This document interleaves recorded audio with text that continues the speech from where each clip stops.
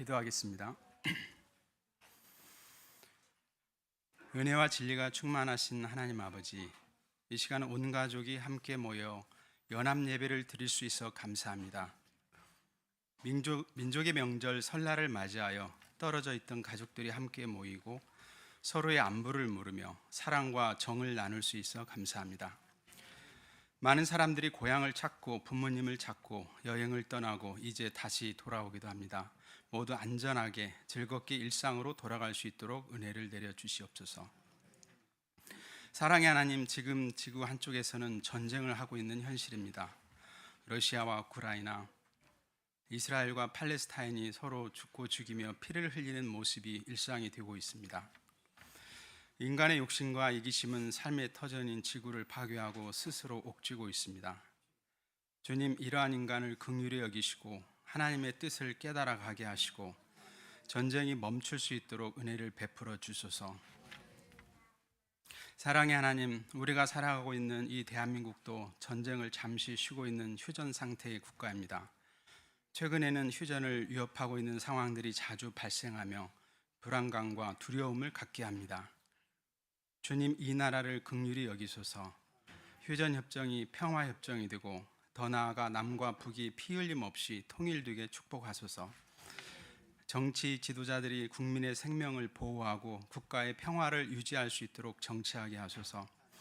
권력을 가진 자들이 부정을 행하고 사익을 추구하는 현상들이 많아지면서 국민들이 좌절하고 있습니다. 주님, 정의를 강물처럼 흐르게 하고 약자인 이웃을 자신처럼 대하라는 주님의 가르침을 멀리하는 악인들을 지었다 하지 마시고 선인들이 웃는 사회가 되게 하소서.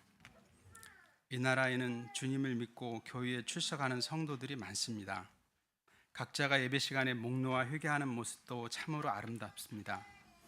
이 성도들이 매일매일 예수님의 가르침처럼 삶터에서 강포하지 않고 정한 세위에 부당하게 요구하지 않는 정직한 생활, 약자를 함부로 하지 않고 이웃처럼 대하는 직장 생활을 하게 하소서. 교회가 이를 가르치고 교회 안에서는 세상에 모범이 되고 있는지 항상 되돌아보고 깨어있게 하소서. 세상을 탓하지만 우리가 세상을 만들어가고 일부 교회의 부패를 논하지만 우리도 교회의 일부임을 인지하게 하소서.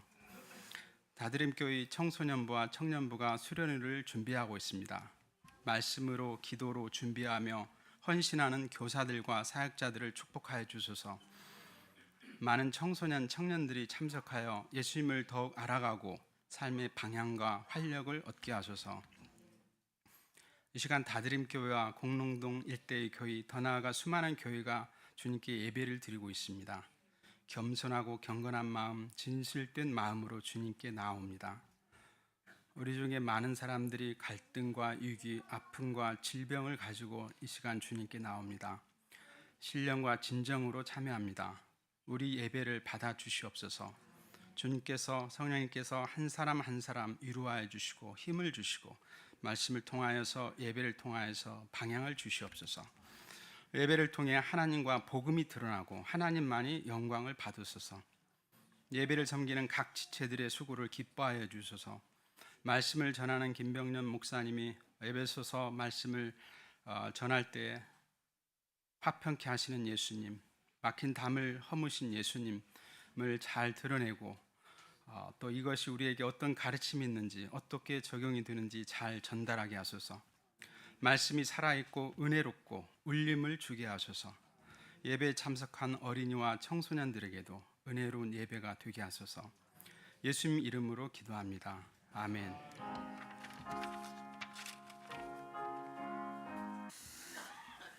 우리 명절들을 잘 보내고 계시지요? 우리 자녀들이 와 있는데 세뱃돈 많이 받았는지 궁금합니다. 저희 집에는 워낙 이제 다 커서 대학생이 되고 이러니까 사실은 수입이 별로 없는 것 같아요. 어릴 때일수록 훨씬 수입이 많은데 대체로 보니까 한 중고등학생 때가 제일 수입이 많은 것 같고요. 대학생쯤 되면 이제 열외가 되는, 별로 주지 않는 그런 분위기인 것 같습니다. 집집마다 좀 다르겠지만. 어떻게 우리 자녀들 세뱃돈 많이 받았어요? 안 준 집이 아주 많군요. 아니면 받았는데 다 빼앗겼어요? 예, 참 여러분 아이들도 얼마나 이 세뱃돈 받는 것을 기뻐하고 즐거워하는지 몰라요. 사실 명절만큼 가족이라고 하는 이 혈육을 실감나게 하는 계절도 없는 것 같습니다. 그런데 평소에는 우리가 부부 중심으로 살기 때문에 그 관계가 넓지 않은데 명절이 되면 이 갑자기 부부 중심이 아니라 부모님 중심으로 모든 것이 모이다 보니까 얼마나 많은 친척들이 있는지 명절이 되어야지만 알게 돼요. 여러분, 명절에 친척들 만났을 때 친밀감으로 표현한다면 그 자리에 한 몇 시간쯤 있으면 될 것 같아요. 뭐 오촌 당숙을 만나든지 아니면 뭐 멀리 있는 사촌을 만나든지 1년에 한 번도 본 적이 없는 분을 만나서 친하게 느껴야 하는 이런 거 있잖아요. 굉장히 어색하잖아요.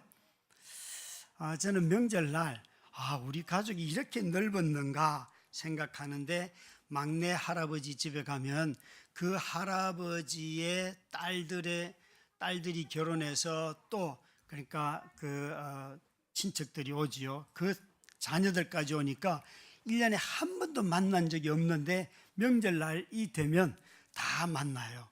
그래서 굉장히 친하게 지내고 또 헤어지고 그렇게 하는데 그런 점에서 명절날 나는 정말 큰 가족에게 속하여 있구나. 우리 모두가 다 친밀함으로 말하면 사실은 별로 안 만날 사람이 더 많을지도 몰라요. 친밀한 관계의 깊이로 말한다면. 그런데 제가 아내와 결혼하였고 또 다른 사람들이 결혼했기 때문에 그로 인하여서 맺어진 친척들이 굉장히 많잖아요. 그러다 보니까 깨닫는 것이 뭔가 하면 결혼이라고 하는 것은 내가 저 사람하고 친밀한 관계가 아니어도 우리가 친척이라는 이름으로 다 모이게 한다는 거예요. 그렇지 않습니까, 여러분? 그러다 보니까 우리가 생각해야 할 것은 이런 거라는 거죠. 내가 관계 맺는 것이 친하기 때문에 이루어지는 그런 관계만 있는 것이 아니라 결혼을 통하여서 맺어지는 엄청난 관계들이 우리 안에 펼쳐져 있다는 거예요.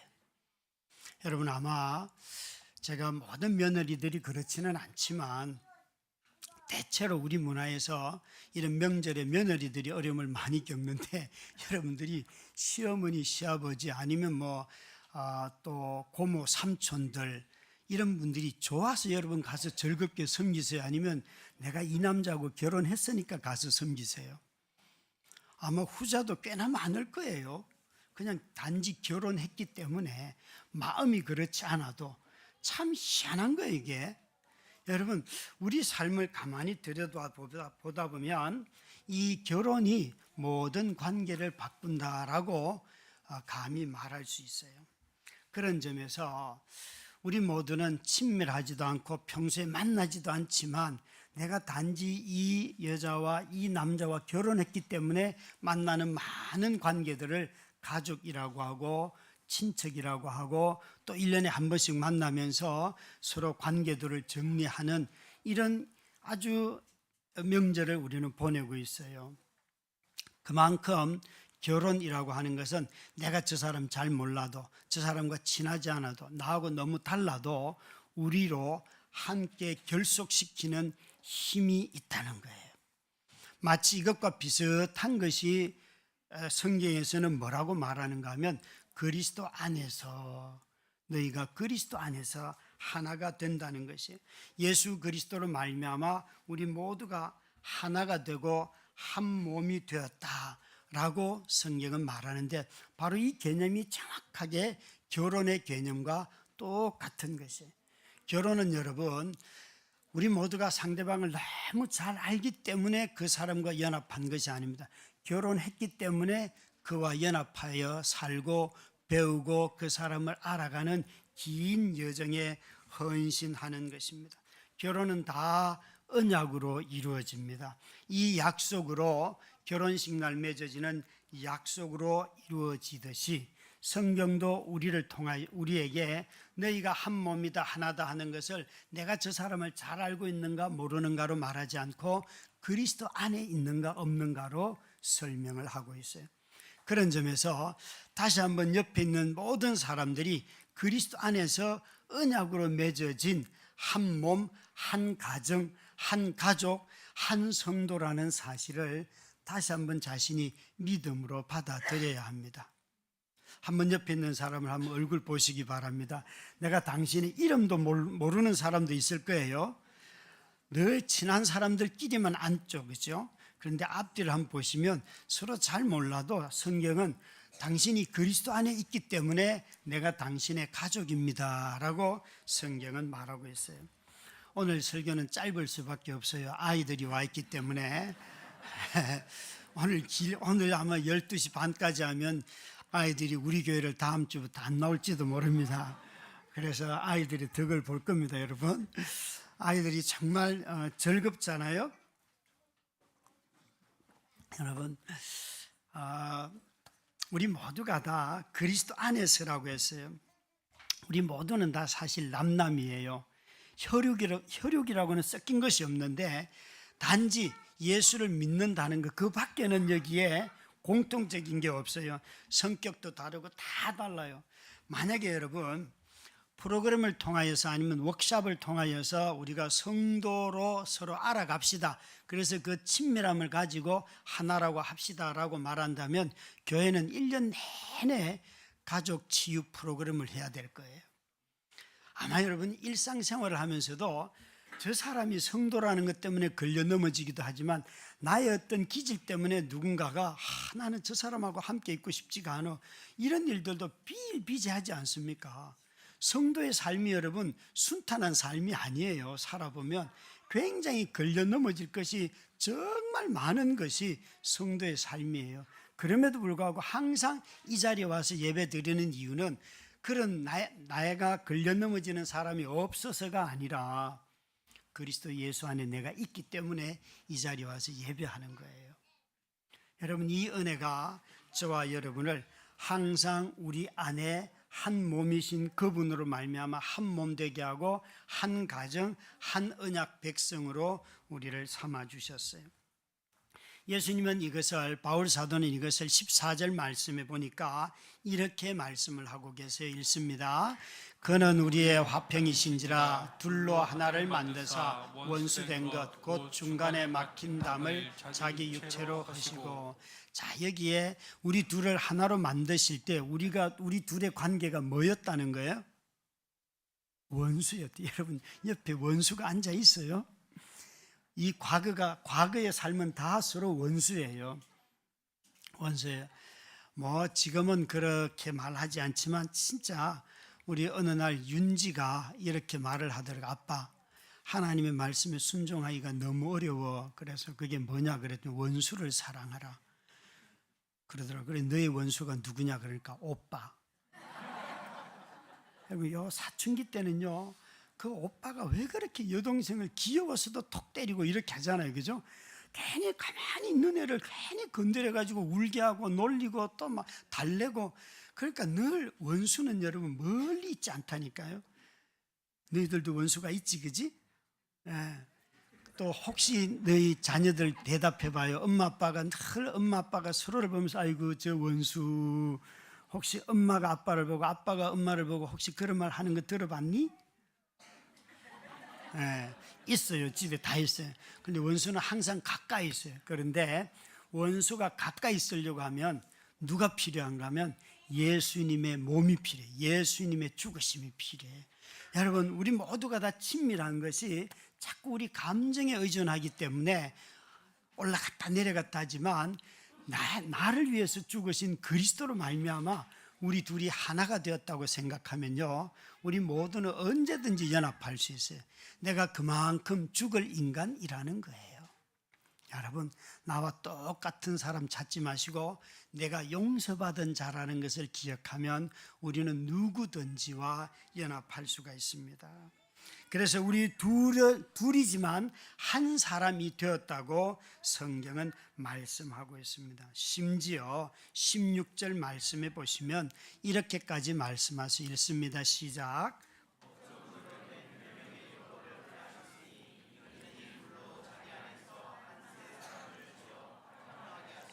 이 둘로 자기 안에서 한 세 사람을 지어, 그리스도 안에서 한 세 사람을 지어 서로 화평하게 하시려고. 우리가 서로 화목한 이유는 그리스도 때문에 그래. 세 사람이 되었기 때문에. 세 사람은 항상 분리하거나 이간질하거나 나누지 아니하고 연합하려고 애를 쓰는 거예요.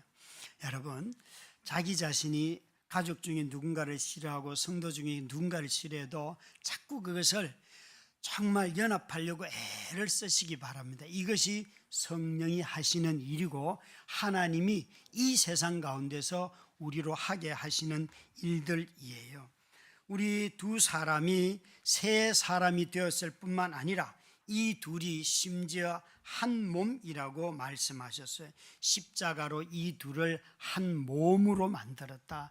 각각 두 사람인데, 흩어져 있는 각각의 사람인데 이 둘이 세 사람이 되었을 뿐만 아니라 그들이 한 몸에 속하였다는 거예요. 참 여러분, 성경은 우리 자신들이 각각으로 존재할 때도 있지만 거듭난 세 사람으로 각각 존재하지만 동시에 이 두 사람을 십자가 안에서 하나의 몸으로 만들어 가신다고 말씀하고 있어요. 얼마나 놀라운지요. 이런 한 몸을 성경은 성전이라, 하나님이 거하시는 처소라 이렇게 말씀하세요. 그러니까 하나님이 거하시는 처소, 성전은 그리스도 예수 안에서 거듭난 우리들이, 새 사람이 된 우리들이 모여서 한 몸을 이룰 때에 그것이 바로 우리가 성전이라, 하나님의 처소라 이렇게 말씀하시는 거예요. 어느 선교사님이 한국에 귀국을 했는데 자기가 선교지에 있다가 한국에 귀국하니까 자기를 파송한 그 교회에서 큰 교회를 건축을 했더랍니다. 그래서 와서 들어보니까 모든 설교가 전부 다 솔로몬의 성전 이야기를 하면서 다 성전 건축이 얼마나 거룩한 일이고 하나님이 좋아하는 일이고 그 이야기를 계속 하더라는 거예요, 설교를. 그래서 이분이 가만히 들으면서 참 설교가 깔끔하긴 한데 저분이 지금 하나님의 말씀을 잘 전하나 이런 마음의 생각이 들더래요. 왠가 하면 성경에서 성전은 그 건축을 말하는 것이 아니고 하나님의 처소라고 하는 것은 하나님의 영이 거하는 사람들이 성령 안에서 연합하여 교제하고 하나님의 뜻을 따라 사는 무리들을 성전이라고 분명히 말씀을 하시는데 이 뒷이야기는 빼버리고 저 구약의 이야기만 잔뜩 하더라는 거예요.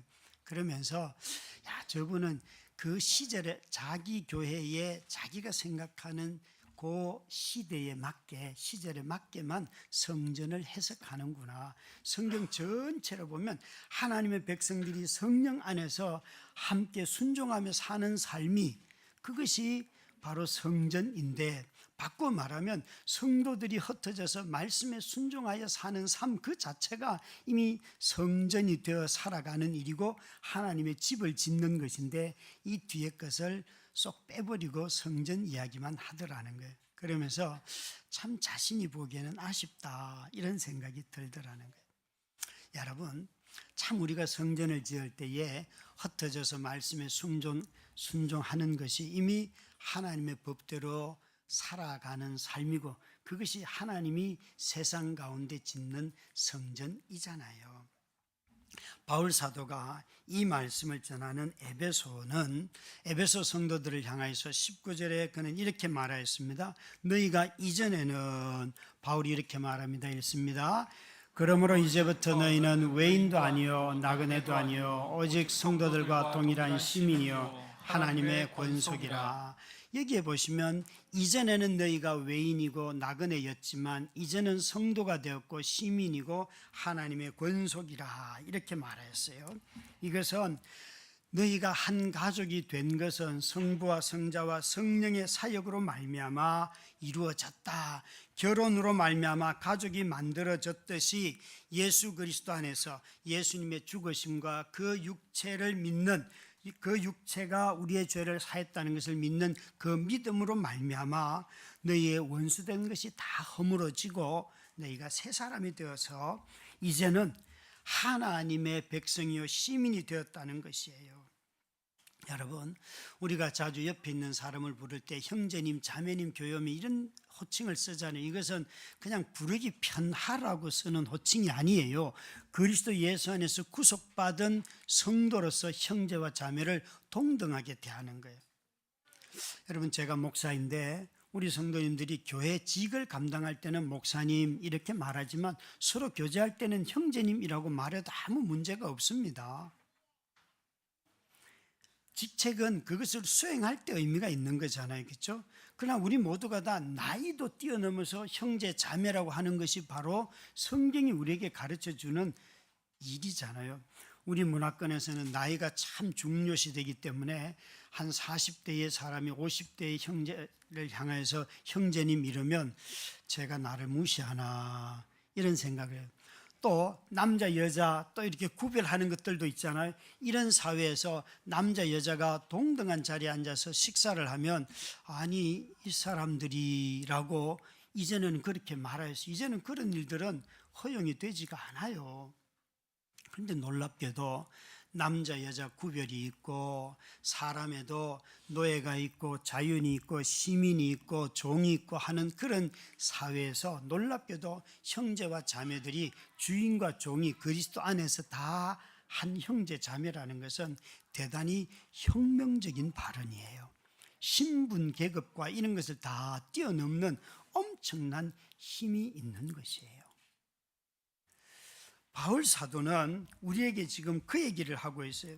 성경은 사회 혁명을 일으킨 것을 선동한 적은 없어요. 그러나 성경이 쓰는 언어 하나만 가지고도 사회가 충격을 먹고 놀라는 것이에요.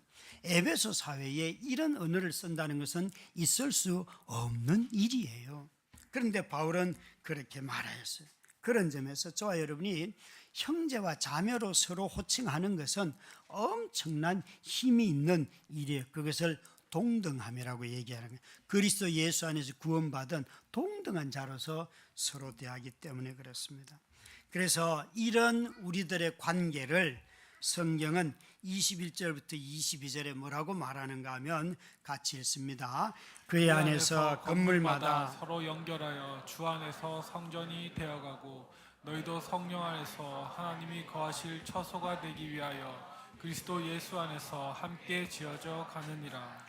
아멘. 놀랍게도 여기에 우리 각 거듭난 각각의 사람들이 그리스도 안에서 한 몸을 이루는데 어떻게 표현하는가 하면 그리스도 안에서 서로 각 사람들이 서로 연결하고 연합하고 성전이 되어가고 성령 안에서 하나님의 거하실 처소가 되기 위하여 함께 지어져 간다. 우리 모두가 다 자라가는 거예요.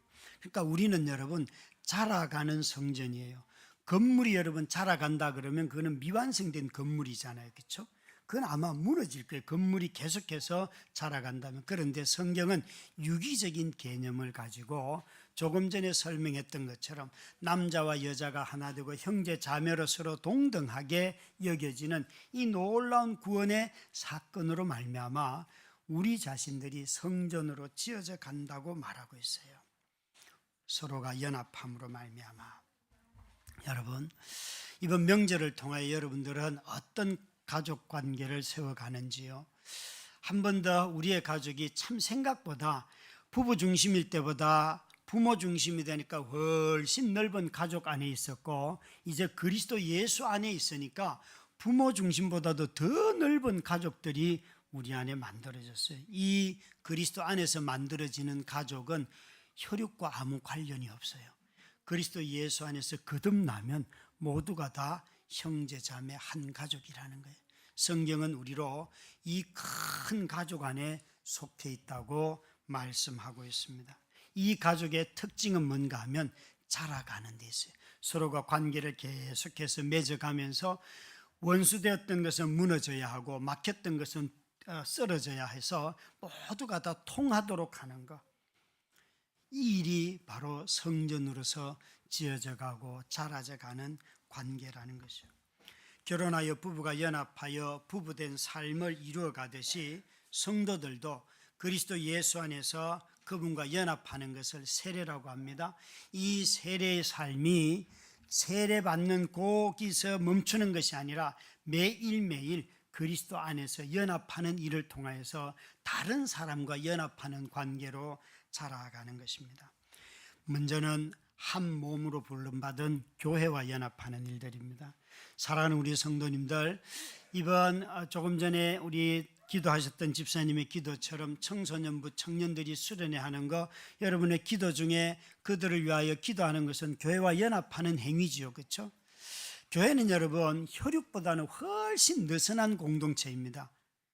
혈육은 누가 아프면 즉각적으로 반응하고 또 자신의 재산을 다 희생해서라도 다 돌보잖아요. 근데 교회는 여러분 누가 아파도 그렇게 반응하지는 않습니다.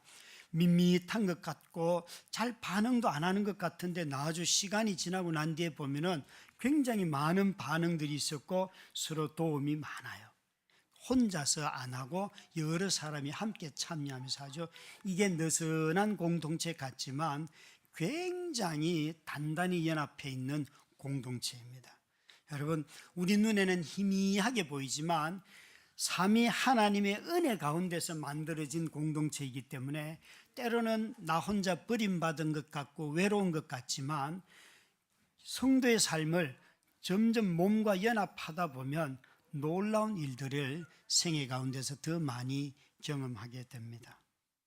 지난주에 청년들 수련회 준비하는 그 재정 마련을 위해서 수고를 했는데 그 청년들의 수고에 우리 성도님들이 반응하여서 거의 한 400만 원에 가까운 돈이 마련이 됐습니다. 굉장히 많은 돈이에요.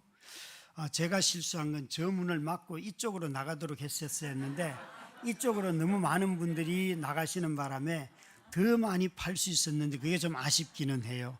참 수가 짧았어요. 저 문을 닫았어야 됐는데 아쉽긴 해요. 그렇지만 제가 보기에 너무 많은 헌신들을 해 주셨어요. 너무너무 감사드려요. 여러분, 이런 작은 일들이 우리에게는 너무 큰 결과로 와요. 그 수련에 참여하는 청년들이 한 사람 한 사람 변화된다고 생각해 보세요. 아니 또 이번에 변화 안 돼도 괜찮아요. 여러분 가서 마음껏 놀았는데 아름다운 추억을 만들고 나중에 어떤 일을 경험할 때에 그때 추억이 되살아나서 바뀔 수도 있어요. 사람은 알 수가 없어요. 여러분, 어마어마한 일들이 일어나는 거죠. 많은 사람들이 요즘 이런 사람들이 있어요. 교회와 연합하여서 성도들이 성전이 되어간다는 이 말에 대하여서 교회 생활이 참 부담스러울 때가 있잖아요. 어려울 때가 있잖아요. 관계가 꼬일 때가 있잖아요. 그럴 때 늘 하는 말이 나는 하나님하고 관계만 충실하게 하면 돼. 하나님과 나는 관계를 더 긴밀하게 할 거야. 이렇게 말하는 사람들이 많아진 시대를 우리는 살아가고 있어요. 그러니까 신앙을 하나님과의 1:1 관계로만 보는 사람들이 많아졌습니다. 이런 사람들을 두고 이렇게 말할 수 있어요. 데이트는 하지만 결혼은 필요 없어. 똑같은 거예요. 데이트는 하지만 결혼할 필요는 없어. 교회와 데이트만 하려는 사람들이 있어요. 그런 사람들은 이 공동체 생활을 견디지 못합니다. 공동체 생활에는 좋은 때도 있고 나쁜 때도 있고 자신이 부담을 져야 할 때도 있고 또 자신이 지지 못하고 오히려 자신이 짐이 될 때도 있어요. 그러나 그 모든 것을 함께 감당하는 것이에요. 그래서 교회를 주님은 우리에게 이렇게 말씀하십니다. 오늘 주님께서 14절 말씀에 그는 우리의 화평이신지라, 화평이신지라, 이 화평이신 그분이 16절에는 하나님과 화목하게 하려 하심이니라. 예수 그리스도를 모시는 모든 사람들은 가장 먼저 그리스도와 화목함을 누리게 되지요. 또 하나님과 화목함을 누리게 되죠. 마지막이 있어요. 그것은 자기 자신뿐만 아니라 다른 사람들과도 화목한 관계를 누리는 것이 성도의 삶이에요. 성도의 삶이 점점 다른 사람들과의 관계가 넓어지는데 자신의 기질도 뛰어넘고 애니어그램도 뛰어넘고 이런 것들 다 파악을 했으면 여러분 자신의 약점을 알고 그 반대되는 사람들도 여러분 사랑하실 수 있기를 바라요. 애니어그램과 MBTI를 가지고 자신의 기질대로만 사랑하려고 하면 점점 사람의 폭이 좁아지겠지요. 여러분 모두가 다 이번 명절에 결혼을 하셨으니까 이 명절에 하는 일들이 누군가에게는 기쁨도 있었지만 결혼을 하고 했으니까 내가 잘 몰랐는데도 불구하고 수고하느라고 애쓰신 분들도 많으시죠. 그렇죠? 결혼하고 나니까 정말 먼 친척, 알지도 못하는 친척을 위해서 그렇게 열심히 뭘 만들어야 하고 그들을 섬겼어요. 그게 여러분 기쁨이 되던가요? 하기 싫어도 결혼을 했기 때문에 그 일을 하는 분들이 계셨다고 말씀을 드렸는데, 우리는 성도의 삶도 마찬가지입니다. 저는 오늘 이 말씀을 12절 말씀을 읽다가 깨닫게 되었어요. 11절에 보니까 이렇게 되어 있습니다. 읽습니다. 그때 너희는 그리스도 밖에 있었고 이스라엘 나라 밖의 사람이라. 약속의 언약들에 대하여는 외인이요 세상에서 소망이 없고 하나님도 없는 자이더니. 여러분, 얼마나 그리스도 밖에 있을 때 저기 있는 모든 것이 밖에 있고 언약에 대해서도 외인이고 소망도 없고 하나님도 없는 자였더라. 이런 사람이었던 우리였는데 누가 우리에게 들어오셨어요? 그리스도 밖에 있었고 하나님도 없고 소망도 없고, 그리고 우리에게는 언약도 없었고 하나님의 백성이 아니었던 우리들에게 누가 오신 거예요? 그리스도가 오신 거예요. 여러분, 성도들은 자기가 좋아하는 사람들에게만 있는 것이 성도가 아닙니다. 언약 밖에 있는 사람들, 소망이 없는 사람들, 하나님 없는 사람들, 그런 사람들과 화목하게 지내는 것이 성도의 특징입니다. 성도의 특징입니다. 이 성도들로 말미암아 우리가 그런 사람이었었는데 그런 우리에게 그리스도께서 오셨기 때문에, 그런 그리스도가 우리에게 오셔서 우리의 목자가 되셨기 때문에, 그런 그리스도께서 오셔서 우리의 구세주가 되셨기 때문에 저와 여러분이 하나님의 백성이 되었잖아요. 여러분, 이제 남은 명절 2, 3일 남았는데 다시 한번 우리도 정말 소망도 없고 그리스도도 없고 하나님도 없고 언약도 없고 정말 나와 다르게 삶을 사는 그 사람들 가운데 거하시면서 화목해 하는 자로 서 계시기를 주의 이름으로 축원합니다. 이것이 우리의 부르심입니다. 어제 저 혼자서 오랜만에 탑건을 봤어요. 탑건을. 근데 요즘 영화를 보면서 한 가지 버릇이 생겼는데요.